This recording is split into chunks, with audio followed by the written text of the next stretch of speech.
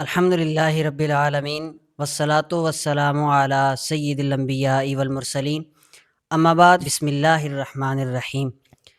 میں ہوں آپ کا میزبان رضوان احمد۔ آپ دیکھ رہے ہیں ابو حنیفہ پوڈ کاسٹ، اور آج کے اس پروگرام میں ہمارے ساتھ جو مقتدر علمی شخصیت تشریف فرما ہے، حضرت علامہ مولانا مفتی ڈاکٹر عابد سعید مدنی صاحب، جو کہ تقریباً 15 سال سے مختلف جامعات میں تدریس فرما رہے ہیں، اور آج ہماری یہ خوش قسمتی ہے کہ ہمارے درمیان موجود ہیں۔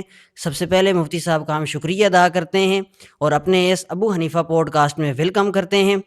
اور آج کے ہمارے اس پوڈ کاسٹ کا عنوان ہے جان اور مال کے بارے میں اسلامی تصور۔ اسی مناسبت سے سب سے پہلا سوال ہم مفتی صاحب کی جانب جائیں گے کہ بلا مفتی صاحب یہ فرمائیے کہ جان اور مال کے متعلق اسلام کا کیا تصور ہے؟ بسم اللہ الرحمن الرحیم۔ بہت شکریہ رضوان صاحب، آپ نے اس پوڈ کاسٹ کے اندر مجھے مدعو کیا، اور آپ نہایت ہی عمدہ کام کر رہے ہیں۔ جزاکم اور اللہ۔ آج آپ نے جس اہم موضوع پر گفتگو کی، مجھے سعادت بخشی ہے، مجھے توفیق بخشی ہے، اس میں آپ کا جو بنیادی سوال ہے کہ جان اور مال سے متعلق اسلام کا کیا نظریہ ہے۔ جی دیکھیے، اس سے پہلے میں اس کی وضاحت کروں، آپ اس بات کو دیکھ لیجئے کہ اس کائنات کا مالک حقیقی اللہ تبارک و تعالیٰ ہے، بے شک۔ اور کائنات کی ہر ذرے پر، ہر چیز پر اس کی حکومت ہے، اس بے کی شک۔ ملکیت ہے۔ اللہ تبارک و تعالیٰ ہی اس کائنات کا حقیقی مالک ہے۔ اللہ تعالیٰ نے قرآن کریم کے اندر ارشاد فرمایا ہے وَلِلَّهِ مِيرَاثُ السَّمَاوَاتِ وَالْأَرْضِ، کہ یہ کائنات کی جتنی بھی چیزیں ہیں، چاہے زمین لے لیجئے، آسمان لے لیجئے، ان کا حقیقی مالک اللہ تبارک و تعالیٰ ہے۔ جی بالکل۔ تو لیکن آپ یہ بھی جانتے ہیں کہ اللہ تبارک و تعالیٰ نے انسانوں کو بھی ملکیت دی ہے کسی نہ کسی چیز پر۔ آپ یہ دیکھ لیجئے کہ ایک موبائل ہے، تو آپ یہ کہتے ہیں کہ میں اس موبائل کا مالک ہوں، ٹھیک ہے۔ جی اسی طرح باپ اپنی اولاد سے متعلق کہتا ہے کہ میں اس کا مالک ہوں۔ تو انسانوں کو جو ملکیت ملی ہے، وہ پہلی بات یہ کہ وہ مجازی ملکیت ہے، یہی اسلامی نظریہ ہے۔ جی تو ایک کہ یہ ملکیت مجازی ہے، حقیقی نہیں ہے۔ کائنات کی ہر چیز کا حقیقی مالک اللہ تبارک و تعالیٰ ہے۔ دوسری بات یہ کہ جو آپ نے تصور پوچھا، تو دیکھیے کہ اللہ تبارک و تعالیٰ کی جو ملکیت ہے وہ لامحدود ہے، اس کے اختیار کی کوئی حد نہیں۔ جی لیکن جو انسانوں کے اختیارات ہیں، چاہے وہ جان پر لے لیجئے یا مال پر لے لیجئے، وہ محدود اختیار ہے۔ جی محدود اختیار کس طرح ہے؟ دیکھیں کہ باپ کو اپنی اولاد پر اختیار حاصل ہے، تو اختیار حاصل ہونے کا مطلب کیا ہوگا کہ وہ اپنے بچوں کو ہلکا پھلکا مار سکتا ہے جب وہ غلط کام کریں، ڈانٹ بالکل۔ بھی سکتا ہے۔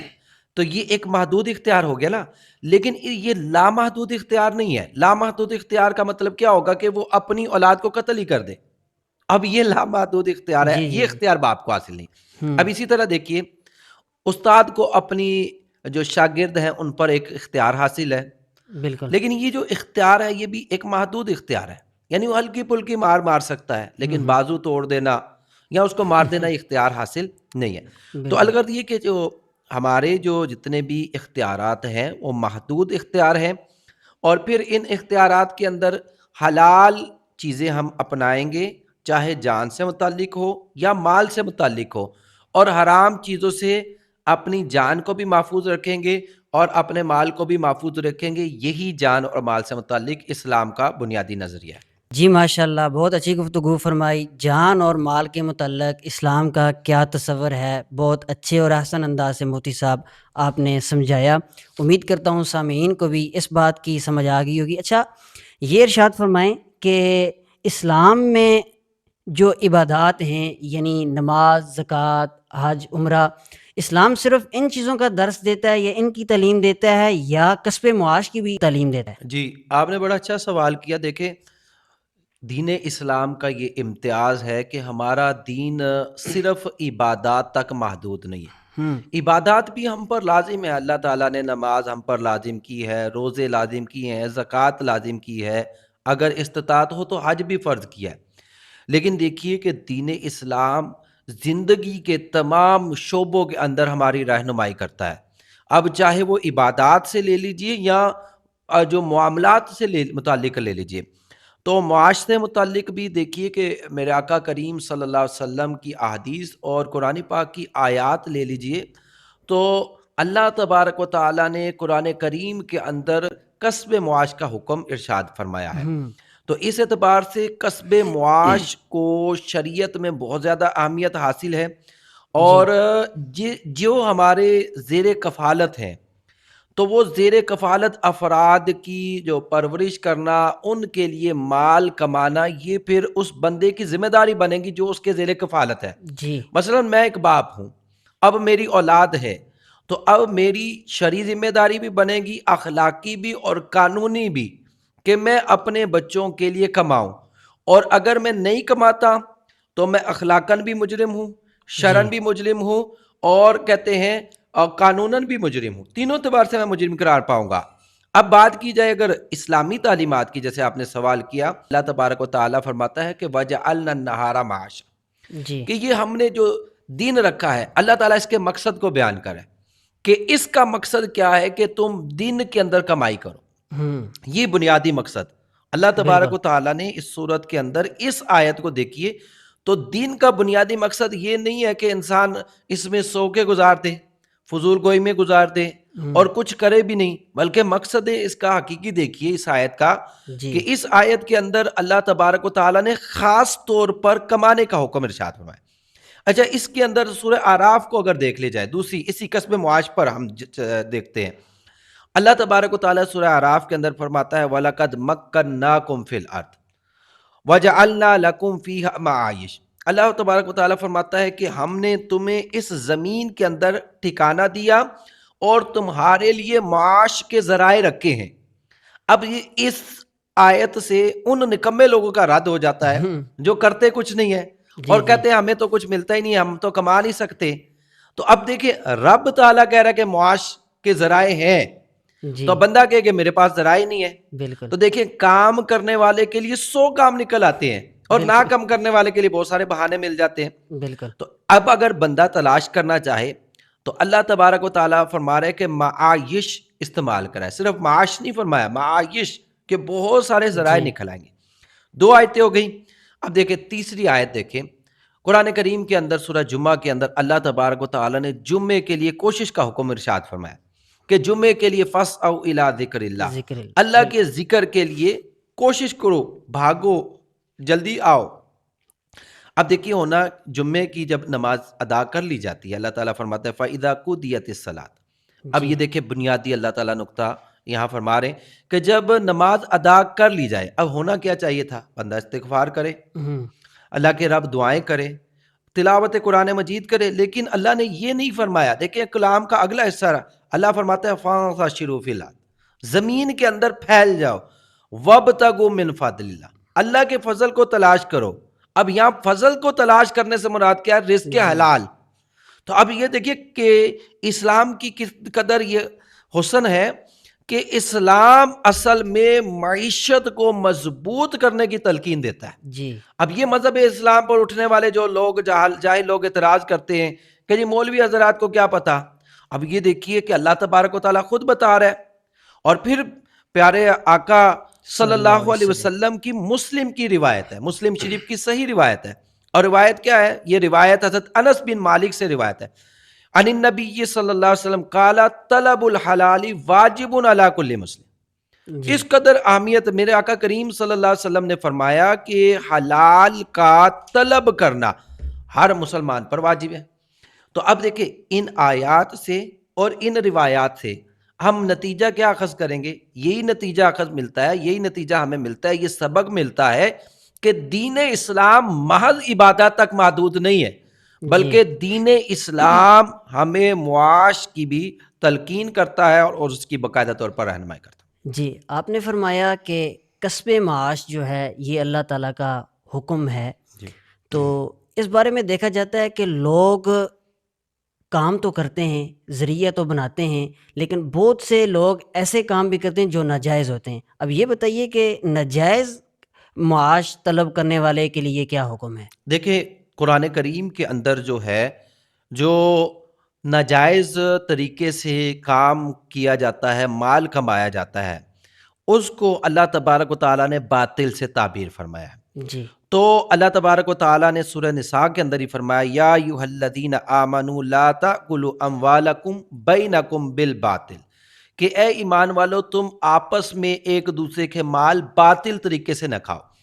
تو اس آیت کریمہ کے اندر دیکھیں جان اور مال کا تصور ہمارا موضوع چل رہا ہے، تو جان اور مال سے متعلق یہ بھی سبق مل جاتا ہے کہ باطل طریقے سے کوئی بھی چیز حاصل کی جائے وہ شریعت کے اندر حرام ہے۔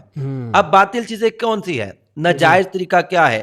اس کا بنیادی اصول یہ بنے گا ہر وہ مال جو شریعت کے بنائے ہوئے ضابطے کے مطابق حاصل نہ کیا گیا، جی شریعت کے جو تقاضے تھے اصول تھے اس کی خلاف ورزی کے ساتھ حاصل کیا، اب وہ باطل مال ہوگا۔ اب اس کی مثالیں دیکھ لیجئے، کوئی ڈکیٹ ڈکیٹی کر رہا ہے تو ڈکیٹی کے ذریعے بھی مال حاصل ہو رہا ہے، اب یہ کس میں جائے گا؟ مال باطل کے اندر۔ باطل کے اندر چوری کر رہا ہے اور رشوت لے رہا ہے، بالکل سود کھوری کر رہا ہے، کسی کا مال غصب کر رہا ہے، خیانت کر رہا ہے، مال کے ناپ تول کے اندر کمی کر رہا ہے، ٹھیک ہے جی، دھوکہ دہی کر رہا ہے، یا ذخیرہ اندوزی کر رہا ہے، یتیم کا مال کھا رہا ہے، جھوٹی قسمیں کھا کر مال کر رہا ہے، جی تو یہ ساری کی ساری جو ہے یہ کس کے اندر آئیں گے؟ یہ باطل مال ہوگا، یہ بالکل ناجائز طریقے سے مال ہوگا اور یہ حرام ہوگا۔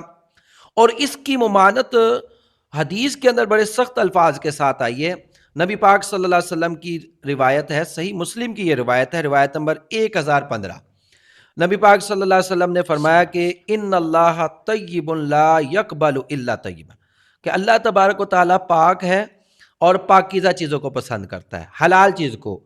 پھر اس کے بعد میرے آقا صلی اللہ علیہ وسلم نے ارشاد فرمایا کہ ایک شخص کی مثال دی کہ ایک شخص ہے وہ دور دراز سے سفر کر کر آیا ہے، اس کے بال جو ہیں وہ بکھرے ہوئے ہیں، جسم جو ہے بدن سے گرد آلود ہو گیا۔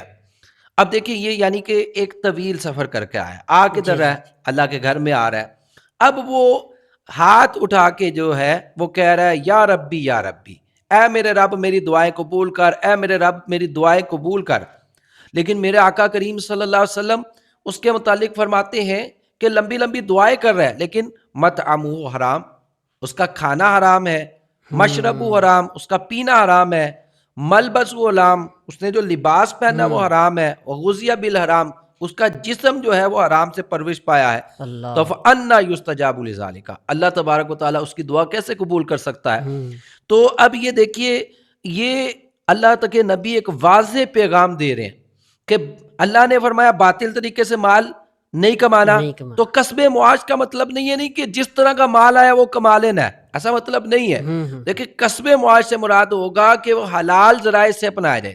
دوسری بات یہ کہ نبی پاک صلی اللہ علیہ وسلم کی یہ جو روایت ہے یہ اس بات پر مسلمانوں کو ایک ترغیب یعنی ڈر سناتی ہے کہ جو بندہ حرام کما رہا ہے اللہ تبارک و تعالیٰ ایسے بندے کی دعاؤں کو قبول نہیں کرتا۔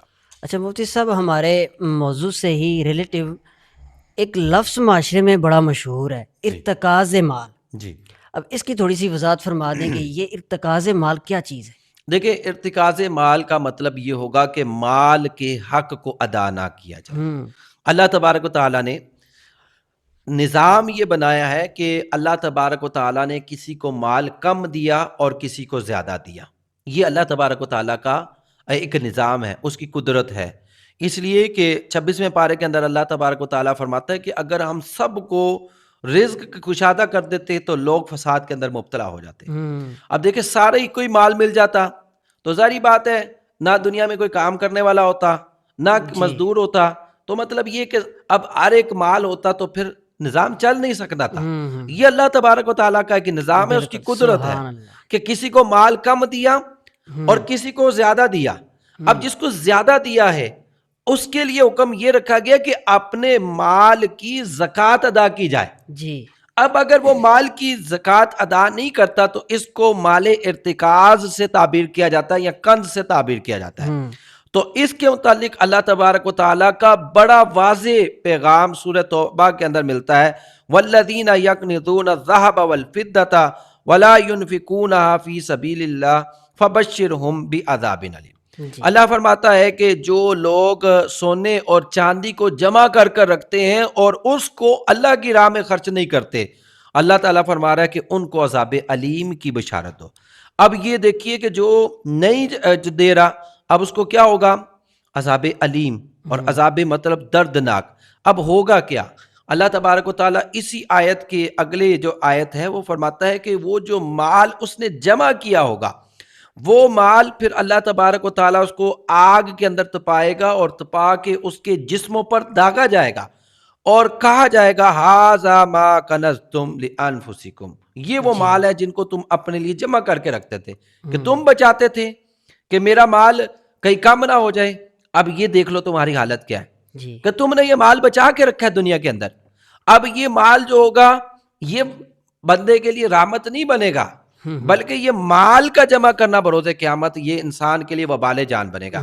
اب اس کے متعلق ہی ایک میں چھوٹی سی روایت پیش کرتا ہوں تاکہ یہ ہمارا موضوع کلیئر ہو جائے۔ جی جی نبی پاک صلی اللہ علیہ وسلم صلی اللہ کی ایک روایت ہے، صحیح ابن حبان کی بھی روایت ہے اور صحیح ابن خزیمہ کی بھی روایت ہے۔ نبی پاک صلی اللہ علیہ وسلم نے فرمایا جو شخص اپنے بعد خزانہ چھوڑ دے تو وہ خزانہ قیامت کے دن گنجے سانپ کی شکل میں لایا جائے گا، اللہ جس کی آنکھوں پر 2 سیاہ نقطے ہوں گے۔ اب وہ جو شخص جس نے مال چھوڑا گا وہ پوچھے گا یہ کون ہے؟ فرمایا کہ یہ تیرا خزانہ ہے جو تو نے اپنے لیے باقی رکھا۔ اللہ تو اب دیکھیے دنیا میں بندہ یہ سمجھتا ہے کہ میں اپنا مال جدا کرنا پسند نہیں کرتا، لیکن روز قیامت کیا حال ہوگا انسان کا کہ جب یہ آج دنیا میں ایک چھوٹا سا بچھو کاٹ لے، ایک چیونٹی کاٹ لے، جو یا بھیڑ کاٹ لے تو انسان تکلیف محسوس کرتا ہے، تو اس دن کیا پھر انسان کی حالت ہوگی۔ اس لیے سوچنا چاہیے کہ ارتکاز مال شریعت کے اندر منع ہے۔ آپ کا جو مال ہے آپ کی وہ اللہ نے امانت دی ہے، آپ اس کی زکوٰۃ یا جو حصہ بنتا ہے وہ اللہ کی راہ میں ضرور دیں۔ جی اچھا نا، معاشرے میں جب کسی بندے کے پاس مال زیادہ آ جاتا ہے جی تو اب وہ یا تو اسراف کرنے لگ جاتے ہیں جی یا تو بخل کرتے ہیں، اس کی تھوڑی وضاحت فرمائیے۔ دیکھیے اسراف اور بخل یہ 2 متضاد چیزیں ہیں۔ اسراف کا مطلب یہ ہوگا کہ حد سے زیادتی کرنا۔ جی دیکھیں جہاں ضرورت 10 کی ہے وہاں 1000 روپیہ خرچ کر دینا یہ اسراف ہے، جی اور اللہ تبارک و تعالیٰ فرماتا ہے کہ لا یحب المسرف، اللہ تبارک و تعالیٰ مسرفین کو پسند نہیں فرماتا، اور اللہ تبارک و تعالیٰ جو ہے تبذیر کو بھی نہیں پسند فرماتا، بخل کو بھی پسند نہیں پسند فرماتا۔ یعنی اسراف کو، فضول خرچی کو، تبذیر فضول خرچی، اور بخل ہو گیا اللہ تبارک و تعالیٰ اس دونوں کو پسند نہیں کرتا۔ بخل کیا ہے؟ دیکھیں بخل کو سمجھنا بھی ضروری ہے۔ جس مقام پر خرچ کرنا چاہیے اس مقام پر خرچ نہ کرنا یہ بخل ہوگا۔ جہاں ہم پر اخلاقاً شرعاً خرچ کرنا لازم ہے انسان اس پہ خرچ نہیں کرتا تو یہ پھر بخل کے اندر آئے گا۔ اب اسراف بھی منع ہے، بخل بھی منع ہے۔ میانہ روی کا میرے آقا کریم صلی اللہ علیہ وسلم نے حکم دیا ہے اور فرمایا کہ جو میانہ روی کرتا ہے وہ کبھی بھی محتاج نہیں ہوتا۔ سبحان اللہ۔ انفاق فی سبیل اللہ کیا چیز ہے، اس کی تھوڑی وضاحت فرمائیے۔ جی انفاق فی سبیل اللہ کا مطلب یہ ہے کہ اللہ کے رستے میں خرچ کرنا۔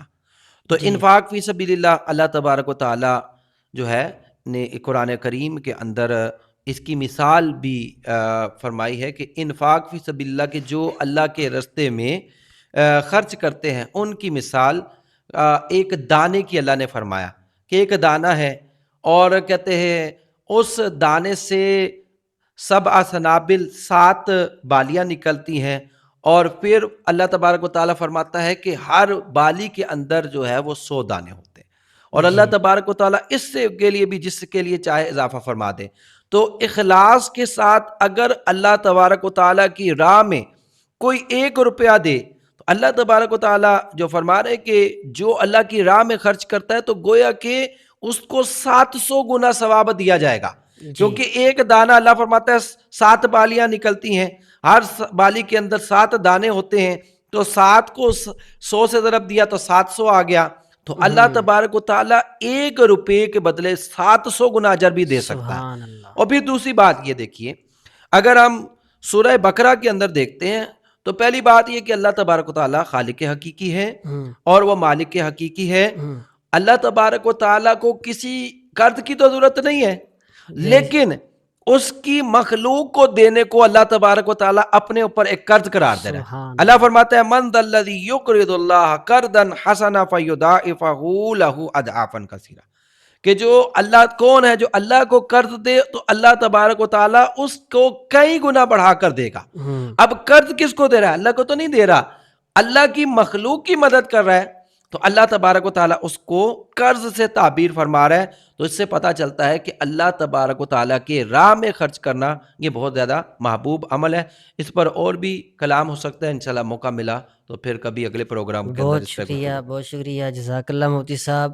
نہایت ہی احسن انداز سے، خوبصورت انداز سے جان اور مال کے متعلق اسلامی تصور کیا ہے اس بات کو قبلہ حضرت علامہ مولانا مفتی ڈاکٹر عابد سعید مدنی صاحب نے بڑی وضاحت کے ساتھ آسان الفاظ میں ہمیں سمجھایا. آخر میں ایک بار پھر مفتی صاحب کا شکریہ ادا کرتے ہیں. قبلہ آپ نے ٹائم دیا اپنے قیمتی وقت میں سے، بہت شکریہ. بہت شکریہ. اور امید کرتا ہوں آپ کو ہمارا آج کا پروگرام پسند آیا ہوگا. آپ ہماری پوڈ کاسٹ کو دیکھتے رہیے اور ہمارے یوٹیوب چینل کو سبسکرائب کیجیے. میں تھا آپ کا میزبان رضوان احمد. اجازت دیجیے. السلام علیکم ورحمۃ اللہ وبرکاتہ.